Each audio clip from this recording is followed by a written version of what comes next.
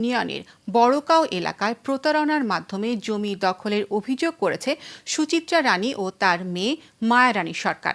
তাদের দাবি, প্রতারণার মাধ্যমে 50,000 টাকা দিয়ে বায়না দলিল করেন বড়কাও গ্রামের মৃত শাহাজউদ্দিনের ছেলে মুজিবুর রহমান।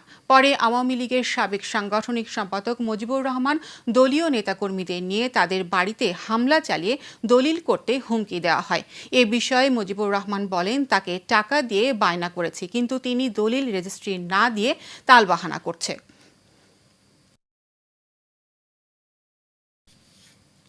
পটুয়াখালীর কুয়াকাটায় প্রত্যেকটি অবদানই গুরুত্বপূর্ণ প্রতিপাদ্য বিষয়কে সামনে রেখে আন্তর্জাতিক স্বেচ্ছাসেবক দিবস পালন করা হয়েছে। আন্তর্জাতিক বেসরকারি উন্নয়ন সংস্থা গুড নেইবার্স বাংলাদেশ, কলাপাড়া ও তালতলী কমিউনিটি ডেভেলপমেন্ট প্রজেক্টের আয়োজনে 200 স্বেচ্ছাসেবক উপজেলা প্রশাসন, কুয়াকাটা পৌরসভা, কুয়াকাটা বিচ ম্যানেজমেন্ট কমিটির উদ্যোগে পরিষ্কার পরিচ্ছন্নতা বিষয়ক জনসচেতনতা তৈরি করার লক্ষ্যে সি বিচ পরিষ্কার পরিচ্ছন্নতা অভিযান অনুষ্ঠিত হয়। এ সময় প্রধান অতিথি হিসেবে উপস্থিত ছিলেন উপজেলা নির্বাহী অফিসার কাউসার হামিদ।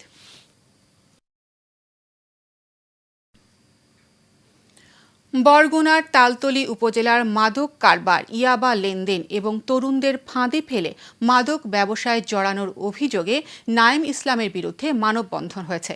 সকালে ছোটবগি ইউনিয়নের চরপাড়া গ্রামের সাধারণ মানুষের উদ্যোগে এই মানববন্ধন হয়। এ সময় বক্তারা জানান, নাইম সাংবাদিক পরিচয়কে ঢাল হিসেবে ব্যবহার করে এলাকায় ভয়ভীতির পরিবেশ তৈরি করে, আর মাদক চক্রের কারণে পুরো এলাকা বিপর্যস্ত হয়ে পড়েছে। বক্তারা অভিযোগ করে বলেন, গ্রামের সারোয়ার তালুকদারকে ফাঁসাতে নাইম নিজেই ইয়াবা তার কাছে রেখে যায়। পরে সেনা নৌবাহিনীর টহল দল সারোয়ারকে 32 পিস ইয়াবা সহ আটক করে। নারায়ণগঞ্জ জেলার সোনারগাঁও নয়াপুরে শাহনাজ মুন্নি নামে এক নারীর বিভিন্ন কটু কৌশল এবং অপকর্মে অতিষ্ঠ হয়ে উঠেছে এলাকাবাসী। তার কৃতকর্মে এলাকায় শান্তি শৃঙ্খলা ভঙ্গ, উদ্যোগ ও স্বাভাবিক জীবনযাপন বিনষ্ট হচ্ছে বলে দাবি করেছেন তারা। ওই নারীর হাত থেকে রক্ষা পেতে এলাকায় শান্তি শৃঙ্খলা স্বাভাবিক রাখতে আইন শৃঙ্খলা বাহিনী ও হস্তক্ষেপ কামনা করে মানববন্ধন ও বিক্ষোভ মিছিল করেছে এলাকাবাসী। সোনারগাঁও থানার পরিদর্শক রাশেদুল হাসান খান বলেন, এ বিষয়ে লিখিত অভিযোগ পেলে প্রয়োজনীয় ব্যবস্থা নেওয়া হবে।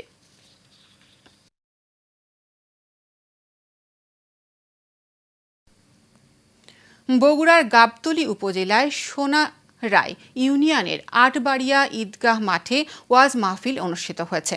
মঙ্গলবার রাতে অনুষ্ঠিত ওয়াজ মাহফিলে প্রধান অতিথি ছিলেন সন্ধানী লাইফ ইন্স্যুরেন্স কোম্পানি লিমিটেডের জিএম সমাজসেবক শহীদুল ইসলাম। এতে সভাপতিত্ব করেন অবসরপ্রাপ্ত মহিলা বিষয়ক কর্মকর্তা মাইনুল ইসলাম।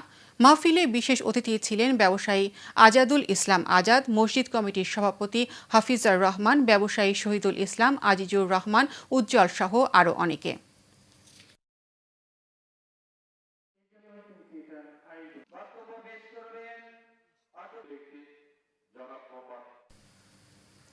চট্টগ্রামে তৈরি পোশাক খাতে শোভন কর্মপরিবেশ নিশ্চিত করতে ব্রাইট বাংলাদেশ ফোরাম ও চট্টগ্রাম সিভিল সোসাইটি হাব যৌথভাবে একটি অ্যাডভোকেসি উদ্যোগ আয়োজন করেছে। অনুষ্ঠানে অংশ নেন তৈরি পোশাক শিল্পের শ্রমিক, বিজিএমইএ, শ্রম ও কর্মসংস্থান মন্ত্রণালয়, ফায়ার সার্ভিসের প্রতিনিধি সহ বিভিন্ন গার্মেন্টস প্রতিষ্ঠানের মালিকপক্ষ। বিবিএফ এর প্রধান নির্বাহী উৎপল বড়ুয়ার সভাপতিত্বে এতে উপস্থিত ছিলেন সুশীল প্রকল্পের চট্টগ্রাম জেলা কোঅর্ডিনেটর রিয়াদুল হাকিম রিয়াদ, সাধারণ সম্পাদক অলি আশরাফ আসগরি, বিজিএমইএ প্রতিনিধি মোহাম্মদ মোজাম্মেল হক চৌধুরী, শ্রম পরিদর্শক রেজাউল সহ আরও অনেকে।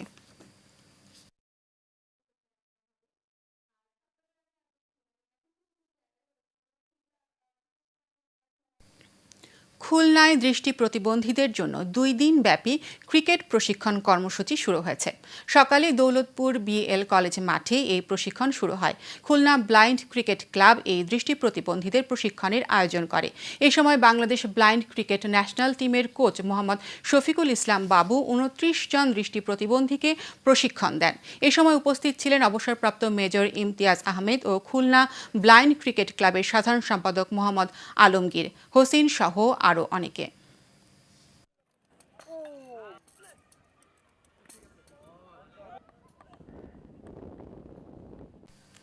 এশিয়ান দেশ সংবাদ এই পর্যন্তই। পরবর্তী সংবাদ দেখার আমন্ত্রণ রইল। ধন্যবাদ এতক্ষণ সাথে থাকার জন্য।